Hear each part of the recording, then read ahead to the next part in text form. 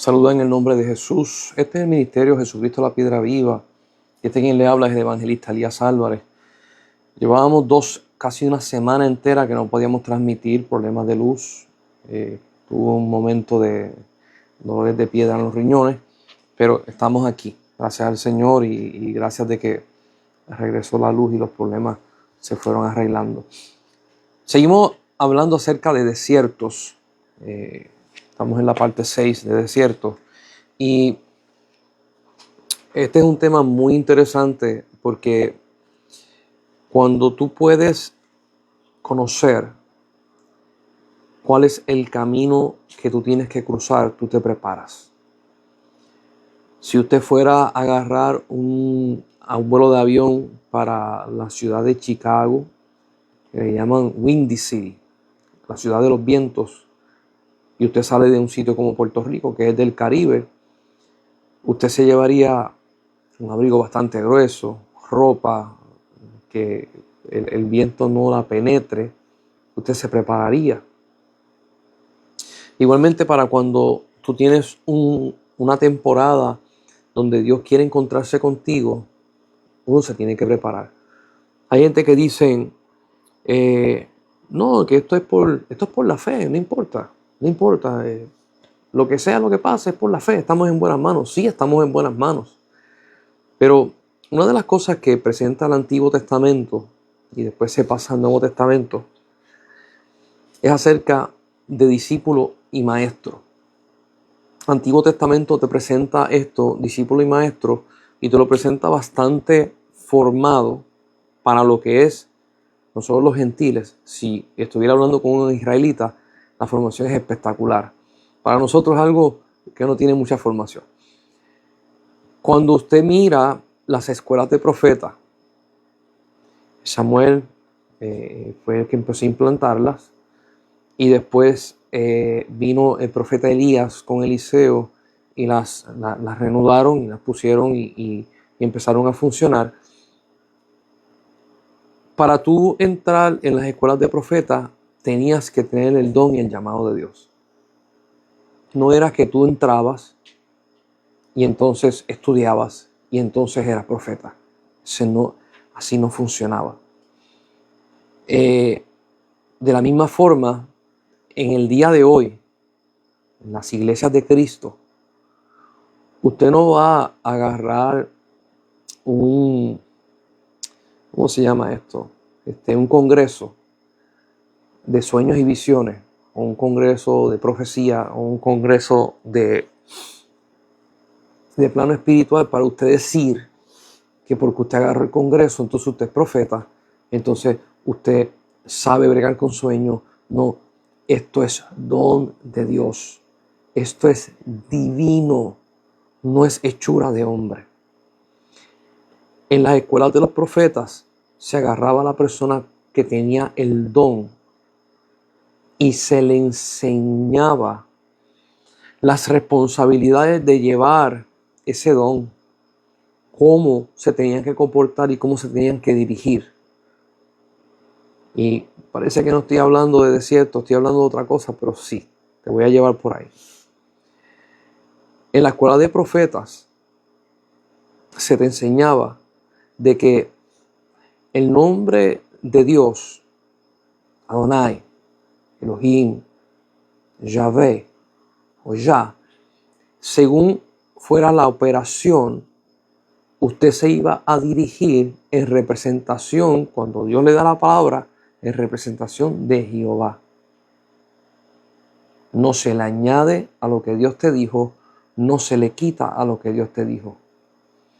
El profeta tiene que tener disciplina, tiene que tener orden y tiene que tener conocimiento y tiene que tener entendimiento.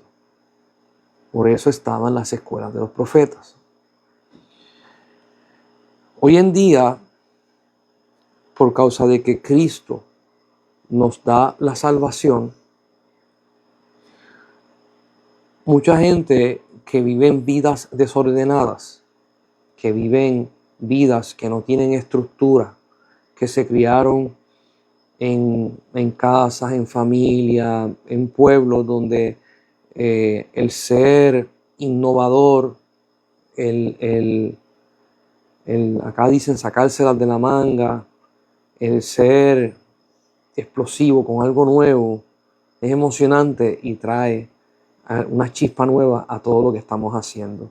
Pero no tiene esa estructura y esa forma de ser. Los apóstoles en el Nuevo Testamento le dicen a la iglesia que se ha formado en vosotros el carácter de Cristo. ¿Qué significa esto? Que después que tú tienes la salvación, porque la salvación es un regalo de Dios, aceptando y reconociendo a Jesucristo como nuestro Señor y nuestro Salvador, de que Él pagó el precio que nos tocaba a nosotros, Él lo pagó. El precio de mi pecado, el precio de mi maldad, el precio de lo horrible, Él lo pagó, y porque lo pagó, yo tengo salvación y vida eterna. Fue por Él, no fue por mí. Yo no le añadí a Él. Él es el que lo hizo todo. Pero mucha gente piensa que porque ya tienes eso, ya lo tienes todo. Y piensan que lo demás se toca de oído. Como los músicos. Hay músicos que aprenden ellos mismos y tocan de oído, pero cuando usted le pone una pieza musical leída, no la pueden leer. Lo mismo pasa en la palabra de Dios y la relación que Dios quiere tener con nosotros. Yo estoy muy de acuerdo de que el Espíritu Santo haga como Él quiera, es soberano. Ay, yo no voy a, con eso yo no tengo ni problema ni nada. Yo no tengo nada que decir. Él es soberano, Él hace como quiere. Pero cuando usted mira desde los discípulos que estaban con Jesús, que el Señor Jesús le daba a ellos forma, le enseñaba a ellos qué hacer. Y hay personas que me decían, no, el Espíritu Santo cuando fue sobre ellos, ellos hicieron como el Espíritu Santo les dijo. Yo quiero que usted vea algo que quizás muchas personas no han visto en los evangelios. Dice la Biblia que cuando Jesús empezó su ministerio, Jesús bautizaba en el Jordán. Y dice, y claramente, Él no era el que bautizaba, bautizaban los discípulos, Él predicaba. Desde el arranque del ministerio de Jesús, Él puso sus discípulos a trabajar. Pastores que me están escuchando, líderes de iglesia que me están escuchando, desde el arranque Él puso sus líderes a trabajar. Entonces, cuando Él dio el sermón del monte, los discípulos se encargaban de acomodar a las personas. Cuando Él hizo el milagro de los panes y los peces, quienes repartieron los panes y los peces fueron los discípulos, no fue Jesús. Y en 2 ocasiones, que hubo una multiplicación de comida, Jesús le dijo a los discípulos, en una parte dijo, hagan grupos de 50, en otra parte dijo, hagan grupos de 100, si no me equivoco. Y los discípulos tenían que ir contando. Los discípulos con Jesús aprendieron a bregar con masas, con grupos de personas de 10,000.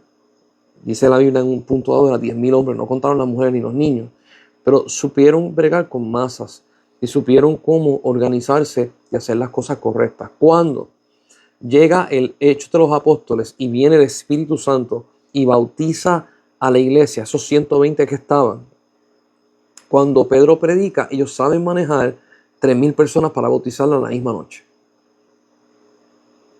Y yo quiero que usted vaya viendo de que Dios da forma, Dios enseña y da estructuras. Y cuando nosotros hablamos acerca de Moisés, que lo lleva al desierto, en el desierto Dios le enseña a Moisés cómo el pueblo de Israel se iba a dirigir hacia él, cómo iba a ser el santuario, cómo iba a ser la adoración en el santuario, cómo ellos se iban a santificar, qué fiestas ellos iban a guardar, cómo las iban a guardar, cómo las tenían que compartir con sus hijos, cómo las tenían que enseñar, entre muchas otras leyes. Le da forma. Iglesia, le da forma. El desierto, Dios te lleva a que tú seas transformado y agarres la forma del reino de los cielos. Ahora, la gran mayoría de personas que entran a un desierto, porque Dios las entra en un desierto, se sienten confiados por ciertas herramientas que tienen, ciertas virtudes que tienen, características que tienen, y se agarran de ahí. Por ejemplo, si yo lo ponen en un desierto y lo botan del trabajo, usted dice, no hay problema, yo me sé defender, yo voy a llamar a fulano, y consigo trabajo en otro lado, etcétera, etcétera, y de momento empiezas a ver las puertas cerradas. Y tú reprendes al diablo, y tú echas fuera demonios, y tú decretas y declaras, y esto, aquello y lo otro, y nada pasa. Quiero que sepas que el que te está cerrando la puerta es Dios. Y normalmente cuando una persona tiene unas fortalezas, tiende a primero usar las fortalezas antes de hablar con Dios. El desierto te confronta y te lleva a que tú puedas ver y reconocer tus debilidades, tu impotencia. Cuando te lleva a reconocer tus debilidades y tu impotencia, entonces puedes rendirle a Dios en conciencia y en entendimiento lo que tú eres. Los que han tenido hijos, sobrinos, se han criado con niños pequeños, mientras el niño piense, imagínese un niño de 6, 7 años, y usted le dice, vamos a lavar el carro. Usted sabe que el niño no tiene disciplina, empieza a lavar un pedazo, después brinca para otro, deja la cosa media hecha, media mala. Mientras el niño piense que está haciendo un buen trabajo, no va a corregir su error. Y a veces yo he visto gente que el nene está lavando y qué bien lo estás haciendo, y está haciendo una porquería de trabajo. Entonces el niño sale de ahí pensando de que él lo está haciendo bien. No va a aprender porque no se les ha llevado a una realidad, sino a una fantasía. Cuando nosotros estamos con Dios y Dios nos entra en un desierto, Dios, con toda la intención, va a hacer que tú puedas ver tu impotencia, que tú puedas ver las debilidades que tienes y que tú puedas observar que por más que has tratado, por más que te esfuerzas, no funciona. ¿Ok? ¿Qué pasa? Cuando tú llegas a ese punto, conoces cosas de ti que no conocías antes. ¿Por qué no las conocías antes? Porque antes las ignorabas. ¿Ok? El desierto te lleva a que tú enfrentes esto. Ahora, aceptarlo es otro problema. Hay gente que son orgullosas, hay gente que no le gusta que le digan lo que tienen que hacer, hay gente que no le gusta presentar cuán vulnerables están, si no quieren presentar que son excelentes, son casi superhéroes. Pero cuando tú estás en el desierto, tú estás tú y Dios. Y lo que voy a decir, lo voy a decir para gente que son valientes. Y en el Nuevo Testamento, como dijo Jesús, el reino de los cielos se hace fuerza o se hace violencia, y solamente los violentos la arrebatan. Yo quiero hablar con gente que en su corazón están dispuestos a hacer lo que sea por entrar y poseer lo que Dios le ha propuesto en el reino de los cielos. Hay una realidad que Dios presenta en el pueblo de Israel cuando lleva al desierto, y es esta realidad. Cuando ellos vivían en Egipto, los egipcios tenían un montón de dioses, una cosa exagerada. Tenían sus rituales y tenían sus cosas. Cuando ellos llegan al desierto, ellos están buscando identidad. Identidad porque son una nación, pero no tienen leyes, no tienen nada. Y ahí pasa todo eso de que Moisés sube al monte, pasan 40 días, no ha pasado nada, le dicen a Aarón, haznos un becerro de oro y vamos a adorarlo, a decir que esos son los dioses que nos sacó de la tierra de Egipto. ¿Por qué? Porque lo que conocían ellos por 400 años era la cultura egipcia. Y ellos quisieron hacer el becerro para seguir con la cultura egipcia. Dios le dice a Moisés, baja, porque ellos no tienen identidad. Necesito que tú hables con ellos para que tengan identidad y yo les voy a dar una identidad. Aquí es que viene el problema de muchas personas. En el desierto, Dios confronta tu cultura, tu forma de pensar, tus herramientas, habilidades, tu moneda, tu plan económico. Dios lo va a confrontar todo para que tú puedas tener, en vez de la cultura terrenal, la cultura celestial. En vez de herramientas terrenales, herramientas celestiales. En vez de capacidades o talentos terrenales, las puedas tener. En vez de economía terrenal, puedas tener la economía celestial. En vez de leyes terrenales, puedas tener leyes espirituales. Dios viene a darte todo lo que es la nación del reino de los cielos. Porque si tú te llamas coheredero con Cristo, y si tú te llamas, como dice la Biblia, que nosotros somos advenedizos y extranjeros, y nosotros pertenecemos al reino de los cielos, si tú te llamas de esa forma, es imposible que tú te muevas en la realidad del reino de los cielos y que todo lo que tú eres adicional sea terrenal. No funciona. Jesús dijo, la carne, las cosas carnales, no heredan el reino de los cielos. El desierto te lleva a poder definir qué es carnal y qué es espiritual. ¿Cómo yo puedo definir qué es carnal y qué es espiritual? El origen de cómo tú piensas tiene una meta que te dice, aquí vamos a empezar.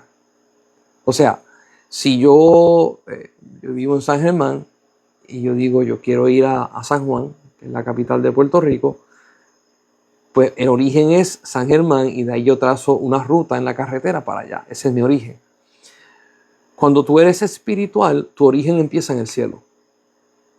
Cuando tú eres carnal, tu origen comienza en la carne.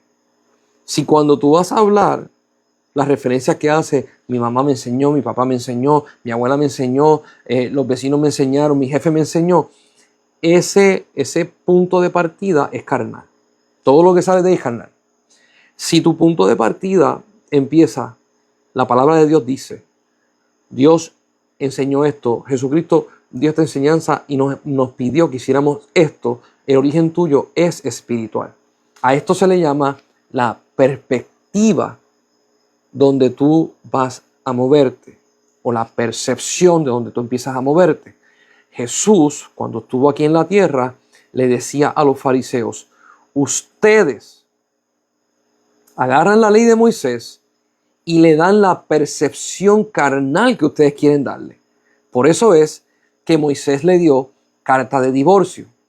Dios no quería que se divorciara la gente, pero por causa de la dureza de su corazón, y estamos hablando carnal, Él te dio la carta de divorcio por la dureza de corazón que ustedes tienen.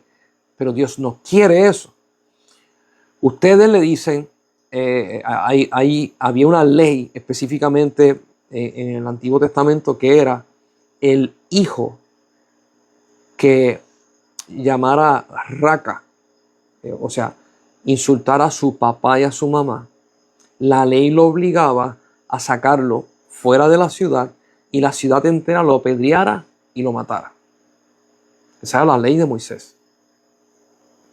Los fariseos y los saduceos a través de los siglos fueron cambiando la ley y empezaron a decir, si un hijo ofende a su papá, blasfema en contra de su papá, él ya es ofrenda a Jehová.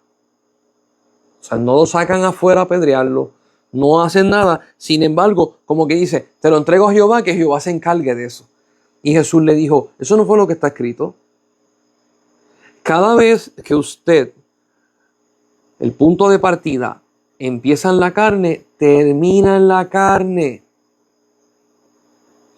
Cada vez que usted, el punto de partida empieza en lo espiritual, te obliga a que siga en lo espiritual, porque si no caduca y no funciona. Entonces, Dios le está diciendo al pueblo de Israel, te tengo que transformar. Aquí es que vamos. Una de las cosas más importantes que Dios le dio al pueblo de Israel en el desierto fueron los 10 mandamientos. Estos 10 mandamientos Dios se los da al pueblo porque el humano decía, yo puedo ser santo, yo puedo vivir en santidad, yo no necesito ayuda, yo me puedo esforzar y yo lo puedo hacer. Los 10 mandamientos es la evidencia de que el hombre no puede guardar la ley de Dios por su propia fuerza. No la puede guardar. ¿Para qué Dios le da los 10 mandamientos al pueblo de Israel? Para que ellos anden en sus estatutos y se den cuenta que ellos no tienen la habilidad carnal para poder vivir en santidad delante de Dios. A los que son un poco más estudiosos de la palabra, porque no quiero entrar por ese ángulo, la ley te demuestra lo frágil que tú eres. La ley te demuestra lo pecaminoso que tú eres. La ley te demuestra lo que tú eres. Al punto que Dios dijo, si tú fallas en un punto, tú fallas en toda la ley. O sea, hay gente que dice, no, porque yo no tomo el nombre de Dios en vano. Yo no robo, no mato, pero codicio. Si usted codicia, según la ley escrita, lo que Dios le dio a Moisés, usted peca contra toda la ley como si usted blasfemara el nombre de Dios. Un fallo, toda la ley va en contra tuya. Los mandamientos estaban dados para que el hombre viera su fragilidad y no se agarrara de su fortaleza, porque no la había, sino que aprendiera a agarrarse de Dios y aprendiera a conocerlo. Porque nosotros los seres humanos tenemos un problema que está dentro de nuestro estuche, de este estuche precioso que nosotros tenemos. ¿Cuál es el problema? Que nosotros somos autodidactas. Nos enseñamos nosotros mismos, ponemos las mismas leyes nosotros dibujamos y ponemos los muñequitos como nosotros queremos y que nadie nos diga nada porque aquí mando yo.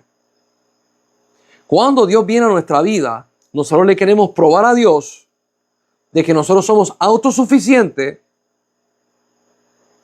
y aunque sabemos que necesitamos un Salvador, empezamos a negociar. Ok, yo me rindo a ti para salvación, pero no me rindo a ti en otras cosas. Me rindo a ti, te reconozco como Señor y Salvador, pero no me rindo a ti para mi carácter.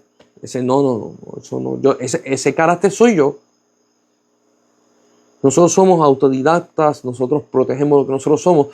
Y cuando nos enfrentamos a Dios, este es el trato de Dios para nosotros. Por eso dije que esto es para las personas que son valientes.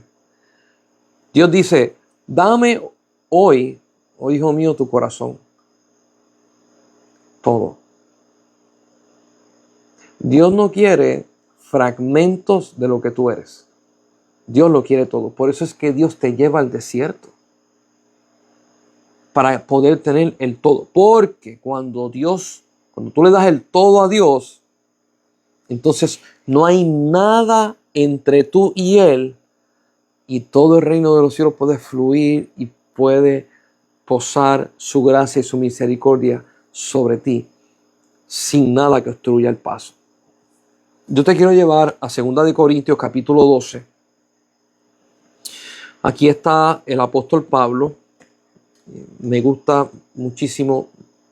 2 Corintios me gusta porque es Pablo felicitando a la iglesia y Pablo compartiendo a la iglesia lo que en la primera carta no compartía porque no estaba madura ni estaba crecida. Aquí está Pablo compartiéndole y yo quiero leer desde el principio porque quiero que usted vea un contraste que es espectacular. Esto es un contraste espectacular. Dice 2 de Corintios capítulo 12, verso 1. Dice, ciertamente no me conviene gloriarme, pero vendré a las visiones y a la revelación del Señor. Conozco un hombre en Cristo que hace 14 años, si en el cuerpo no lo sé, si fuera del cuerpo no lo sé, Dios lo sabe, fue arrebatado hasta el tercer cielo. Y conozco a tal hombre, si en el cuerpo o fuera del cuerpo no lo sé, Dios lo sabe, que fue arrebatado al paraíso, donde oyó palabras inefables que no les es dado al hombre expresar. De tal hombre me gloriaré, pero de mí mismo en nada me gloriaré, sino en mis debilidades. Aquí vamos. Mucha gente lee este verso y no entiende muy bien qué está pasando. Pablo está diciendo, y las primeras palabras que él usa, usted va a ver por qué las usa. Dice, ciertamente no me conviene gloriarme, no me quiero gloriar, pero tengo que hablar de unas cosas que parecen que me estoy gloriando, pero tengo que hablar. Dice, pero vendré a las visiones y a la revelación del Señor. Te tengo que hablar de algo para que puedas entender el contraste. Cuando Pablo dice, conozco un hombre, él está hablando de la realidad de lo que él es en su alma. Muy poco a poco. Cuando una persona, por eso es que él dice, no sé si en el espíritu, no sé si en la carne. Cuando una persona es arrebatada en el espíritu, su carne se queda en la tierra, Dios arrebata el espíritu y lo lleva al cielo y habla con él. Pero Pablo está diciendo, la revelación es tan fuerte que no sabía precisar si estaba en el espíritu o estaba en la carne. Y cuando él dice, conozco un hombre, él está hablando de que él es carne y el otro hombre que él conoce es el mismo, pero no lo sabe descifrar. Entonces dice, se fue llevado al paraíso. ¿Cuántos quieren que lo lleven al paraíso? Y se le habló palabras inefables, palabras que no se pueden hablar entre los hombres. ¿Qué experiencia? ¿Qué le enseñaron? ¿Qué le mostraron? Que se quedaron con él dentro de él. Vuelve y dice, conozco a ese hombre, no sé si en la carne o en el espíritu. Y dice el 5, de tal hombre me gloriaré, pero de mí mismo en nada me gloriaré, sino en mis debilidades.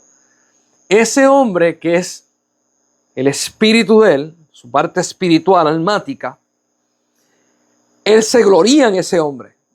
Porque en el plano espiritual tú no tienes altivez, tú no tienes orgullo, tú no tienes prepotencia, tú existes para él. Por lo tanto, Pablo está diciendo, voy a hablar de él y me voy a gloriar en él porque no hay pecado.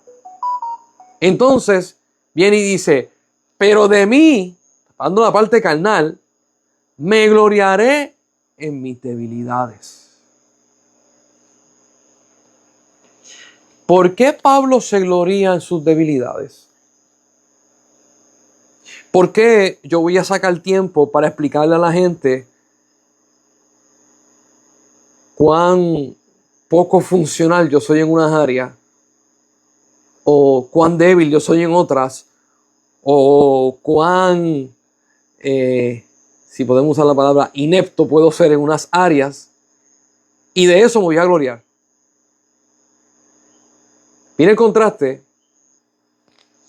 Al principio dice, no me quiero gloriar, pero... Entonces, en vez de hacer lo que los hombres hacen, o sea, del punto de partida, empezar a hablar de la carne, él usa el punto de partida a hablar de lo espiritual. Su gloria es el punto de partida de la realidad del reino de los cielos espiritual. Y cuando habla de la carnalidad, la minimiza, la achica, la menosprecia. Al punto que dice, me voy a gloriar en las debilidades de mi carne. Sigo leyendo el 6. Dice, sin embargo, si quisiera gloriarme, no sería insensato, porque diría la verdad. Pero lo dejo para que nadie piense de mí más de lo que en mí ve u oye de mí. Y para la grandeza de la revelación, de las revelaciones, no me exaltase demasiadamente, me fue dado un aguijón en mi carne, un mensajero de Satanás que me bofetee para que no me enaltezca sobremanera. Respecto a lo cual 3 veces he rogado al Señor que lo quite de mí, y me ha dicho, bástate mi gracia, porque mi poder se perfecciona en la debilidad. Por tanto, de buena gana me gloriaré más bien en mis debilidades, para que repose sobre mí el poder de Cristo. Por lo cual, por amor a Cristo, me gozo en las debilidades, en afrentas, en necesidad, en persecución, en angustia, para que cuando soy débil, entonces soy fuerte. Me he hecho un necio al gloriarme, vosotros me obligasteis a ello, pues yo debía ser alabado por vosotros, porque en nada he sido menos que aquellos grandes apóstoles, aunque nada soy. Quiero poder traducir al contexto de hoy todo esto que está diciendo Pablo. Y este verso choca con las realidades presentes hoy en muchas de la visión que tiene la iglesia hacia lo que es un apóstol o hacia lo que es un líder eclesiástico, donde Pablo dice, yo me voy a gloriar en mis debilidades. ¿Quién hace eso? Los reyes buscan gloriarse en su fortaleza, buscan que su nombre sea grande. Los gobernantes buscan que su nombre sea grande y que se hagan monumentos en nombre de ellos y que se hablen de las grandezas que hicieron. Los egipcios, cuando usted busca las crónicas de los egipcios, siempre buscaban que se redactaran muy bien las victorias y muy bien las cosas que ellos hicieron. Todos quieren dejar una huella en la historia y de momento Pablo explica la grandeza del cielo puesta en los hombres. De que es a través de la debilidad de los hombres que Dios se glorifica. Yo me he encontrado con muchos líderes religiosos que me han dicho, yo quiero que Dios me use como te usa a ti. Yo quiero predicar como tú predicas. Yo quiero hacer las cosas que tú haces. ¿Cómo tú lograste hacer eso? Y yo le digo, don de Dios, ¿qué te puedo decir? Es don de Dios. Dicen, no, pero tú tuviste que haber hecho algo. Yo le digo, bueno, se lo entregué todo. Y me miran y me dicen, pero yo le entregué todo. Y yo le digo, yo no valgo nada.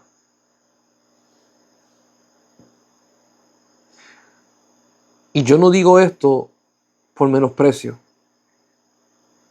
Yo lo digo por una realidad. Para la sociedad, los cristianos no valen mucho y en algunas ocasiones nada. ¿Por qué? Porque el cristiano se mueve, como dice Juan 3, en el espíritu, se manifiesta en el espíritu. La sociedad se manifiesta en la carne. Por lo tanto, nosotros somos un signo de interrogación para la sociedad. Yo le digo a las personas, no, yo no soy de un valor para la sociedad. Por lo tanto, voy a ser menospreciado. Me dicen, pero ¿cómo tú conseguiste? Yo le dije, yo te voy a explicar bien sencillo cómo yo conseguí, no conseguí, pero que Dios me dio, me otorgó las cosas que yo tengo. Le digo a la persona, lo he perdido todo 4 veces. La muerte me ha acariciado 2 veces. Me robaron el apartamento, me robaron el carro, se me quemó un negocio, me divorcié. Todas estas cosas han hecho que en mí yo me doblegue ante Él y lo reconozca en mis debilidades. Y hoy por hoy yo estoy como Pablo, yo me glorío en mis debilidades. Porque en mis debilidades es imposible que tú no veas a Dios. El mero hecho de que yo esté de pie no se supone que yo esté de pie. No se supone que yo esté haciendo muchas cosas porque la sociedad dice que son la gente de éxito los que llegan al tope.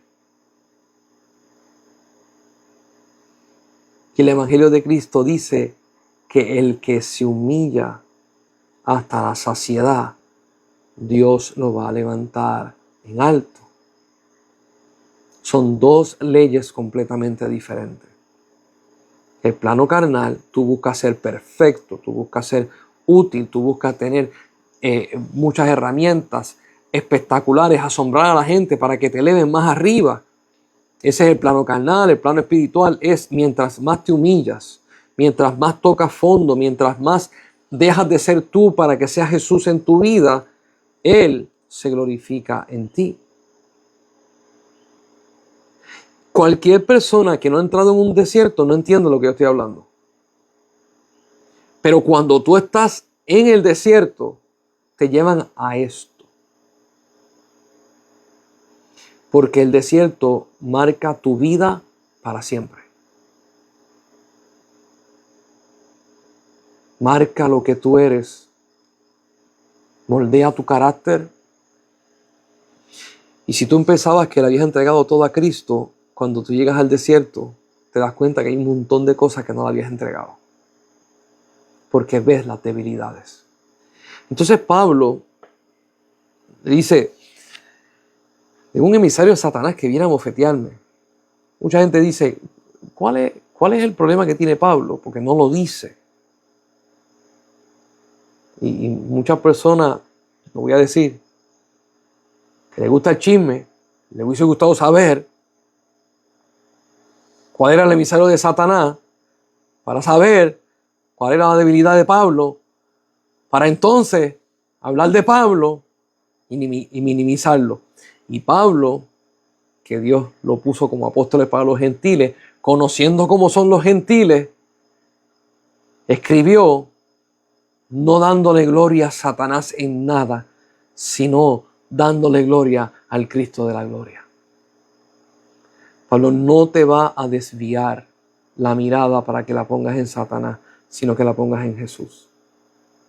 Si es un emisario de Satanás, pero eso no es el problema. Mira lo que dice Pablo. El problema es que él le estaba pidiendo a Dios, quítamelo. Dije que esto era para bravo, para gente valiente. Pablo le está diciendo, quítamelo. No lo quiero.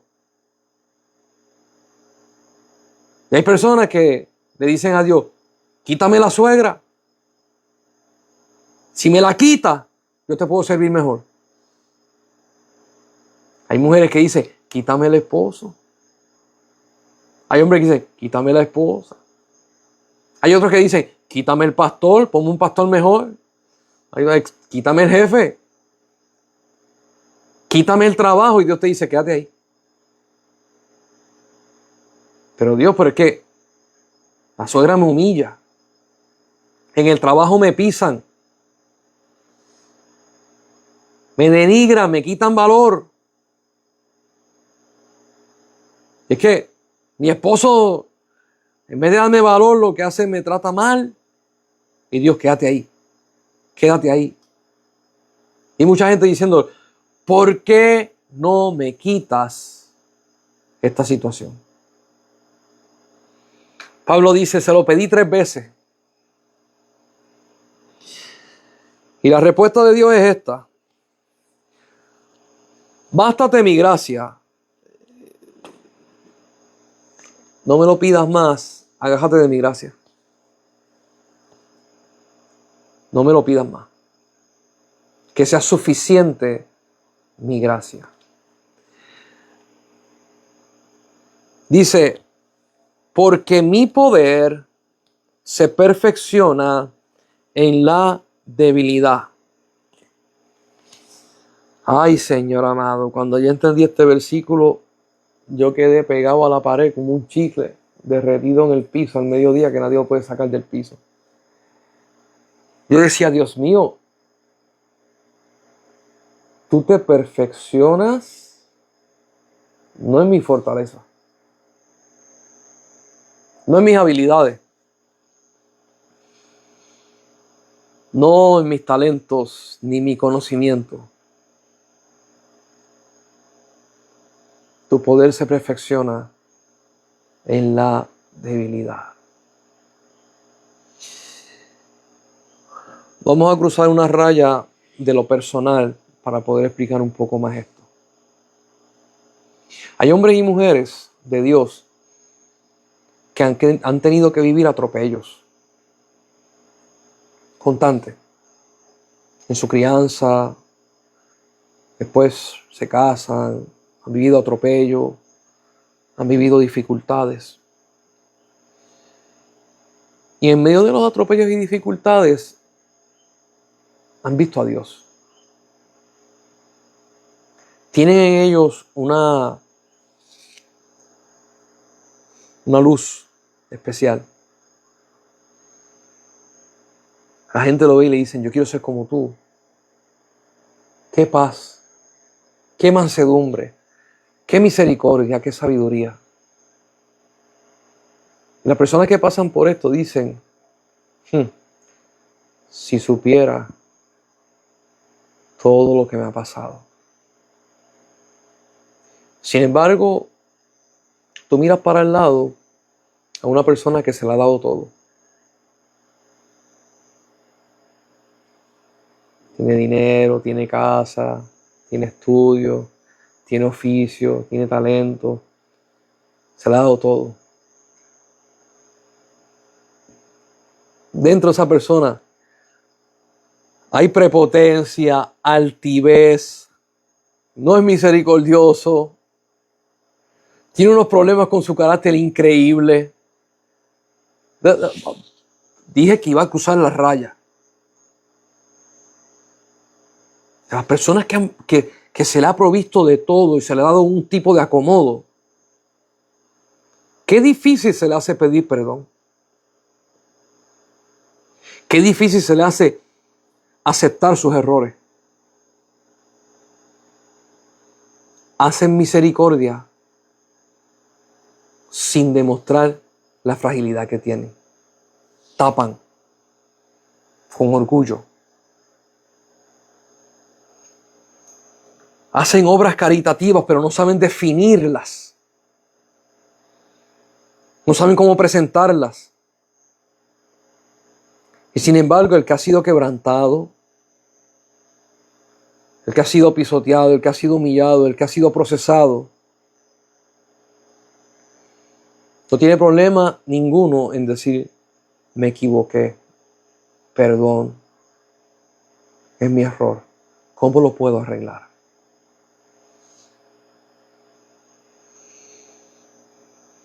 Los procesos de la vida que Dios permite que pasen en ti, los pone Dios para que tú seas transformado y te parezcas a Jesús.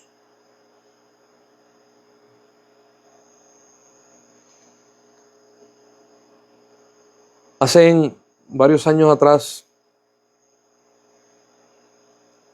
yo estaba hablando con una pastora.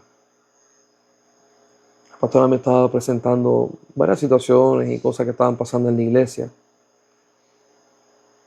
Y ella tenía Usted sabe cuando usted tiene una pregunta pero no sabe cuál es. Usted está preocupado por algo pero no sabe qué es. Sabe que existe pero no sabe qué es.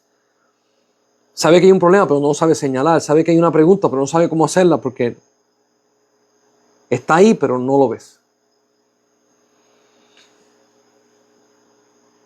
Y la pastora me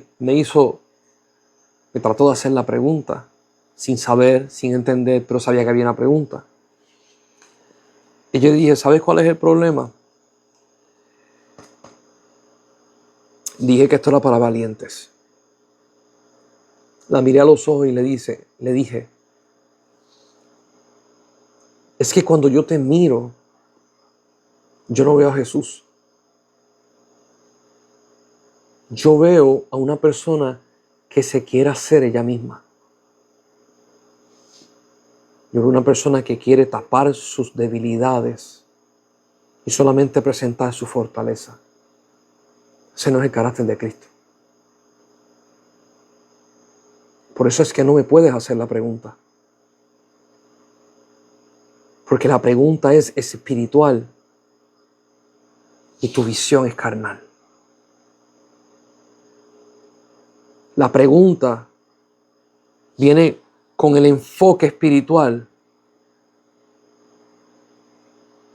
y tu mirada está puesta en la admiración de los hombres y los aplausos.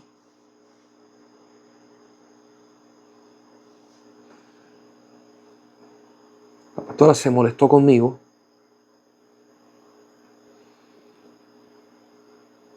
Fue muy respetuosa, ¿verdad? Terminó la conversación y seguimos cada cual con su asunto.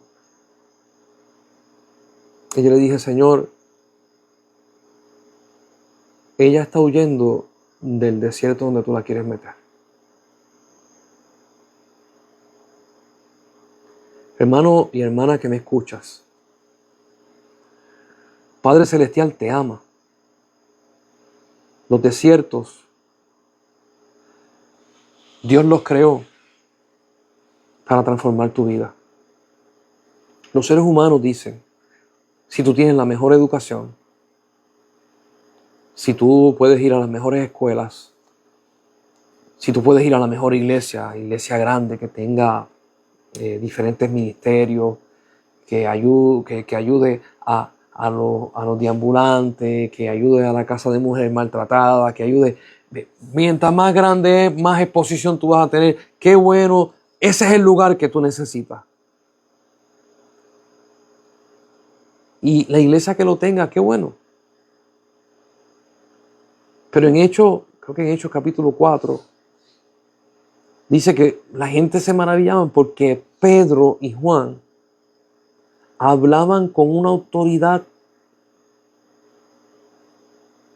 que era incomprensible porque la tenían. Porque te dicen, no eran personas letradas, no eran estudiosos. Y todo el mundo estaba maravillado porque en ellos había virtud y poder.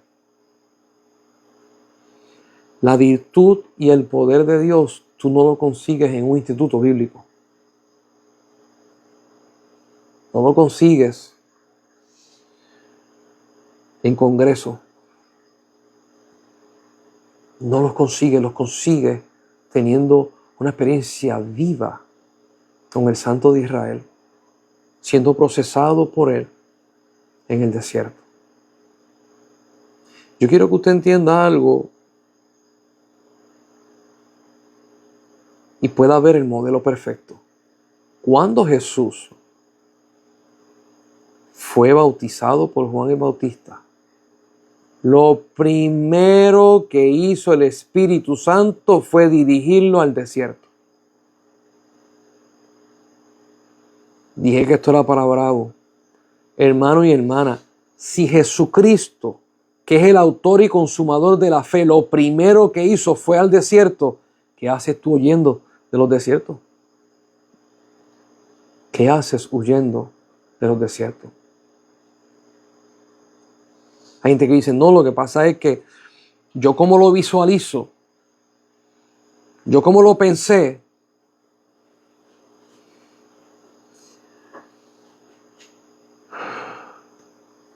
Me gustaría que la gente fuera cónsono con lo que escribe el apóstol Pablo. Pablo dice: mas yo, siervo y esclavo, soy de mi Señor. Porque fui comprado a precio de sangre. Yo no me pertenezco. Ya yo no estoy hablando de Pablo, estoy hablando de mí. Yo no me pertenezco. Porque en mi fortaleza, ahora yo voy a minimizar mi carne. En mi fortaleza, un desastre. En mi altivez, otro desastre. En mi orgullo, peor todavía. Que yo puedo hacer y obrar, sí. Y el fruto no me gustó. Yo quiero a Cristo. Yo quiero su reino. No me interesan las cosas carnales. Jesús dijo: haced tesoros en el cielo, donde la polilla y el orín no corrompen. Haz la prueba, hermano. Si cada vez que vas a empezar a hablar el punto de partida es carnal, necesitas rendirte a Él. Si cada vez que vas a hablar el punto de partida es la palabra, gloria a Dios. En tu debilidad, Él se hace fuerte. Los desiertos están para bendecir a la iglesia.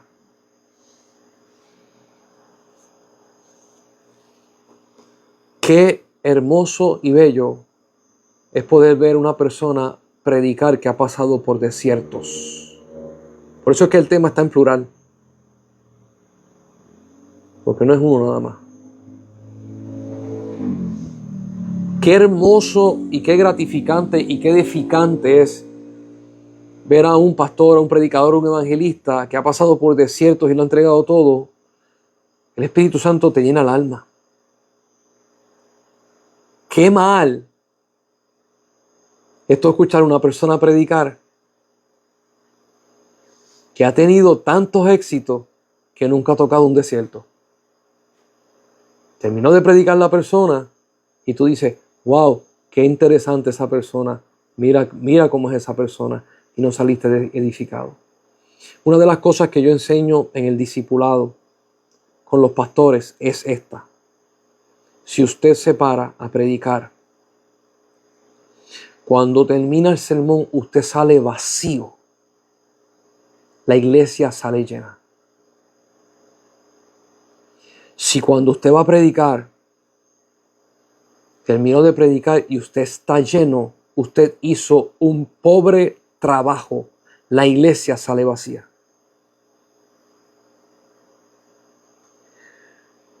Tú conoces esto cuando pasas por el desierto.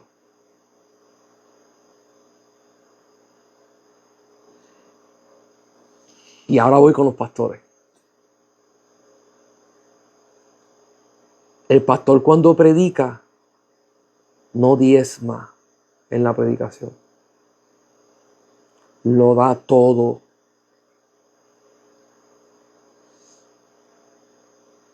No da un pedazo. No retiene información. Lo da todo.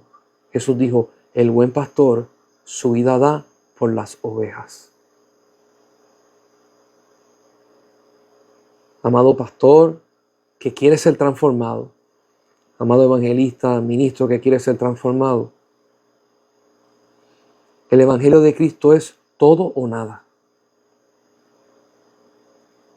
Todo o nada. Y hay gente que no está acostumbrado al todo. Hay gente que está acostumbrado a pequeñeces, a migajas. Si usted está acostumbrado a pequeñeces y a migajas, pídale a Dios que lo entre en un desierto.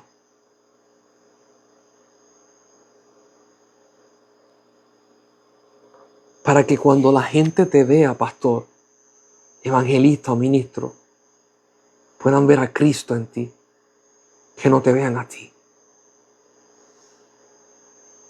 Si yo predico en una iglesia y cuando termino de predicar me bajo de la iglesia, del púlpito, y la gente empieza a decir, wow, qué brutal, qué precioso predicaste, qué tremendo, yo me molesto.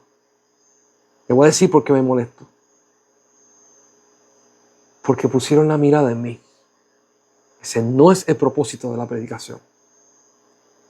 El propósito de la predicación es que pongan la mirada en Cristo. Que puedan decir, el que vino a predicar, ese evangelista que vino a predicar, wow, me enseñó cosas de Dios. Yo quiero, cuando llegue a mi casa, cuando vaya a orar con Dios, hacer esas cosas con Dios. Yo quiero hacer esas cosas con mis hermanos, ser de bendición. ¿Cómo yo puedo crecer? Me dieron herramientas, vamos a ponerlas y a ejercitarlas. Si hay algo que Jesús hizo cuando predicaba, siempre que predicaba, señalaba hacia el Padre. Si hay algo que los apóstoles hicieron, siempre que predicaban, señalaban a Cristo.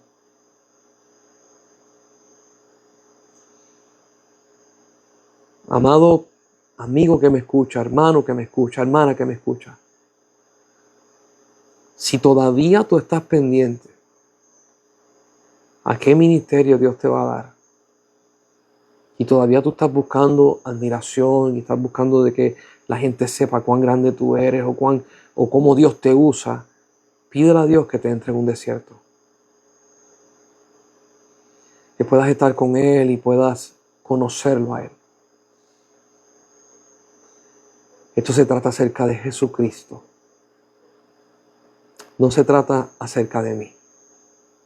Se trata acerca del Señor. Y estamos tocando este tema del desierto para que tú puedas entender a dónde Dios te quiere llevar. Porque después que tú pasas por varios desiertos, oras y el cielo se mueve a tu favor. Te mueves y el cielo se mueve a tu favor. Se abren las puertas solas porque lo has entregado todo. Y hay algo que empieza a palpitar dentro de ti más fuerte. Y es, Dios mío, ¿cuál es tu voluntad? Enséñamela para yo hacerla. Que la paz de Dios sea contigo, que el Santo de Israel te ilumine con su espíritu y te deje conocer y entender las maravillas,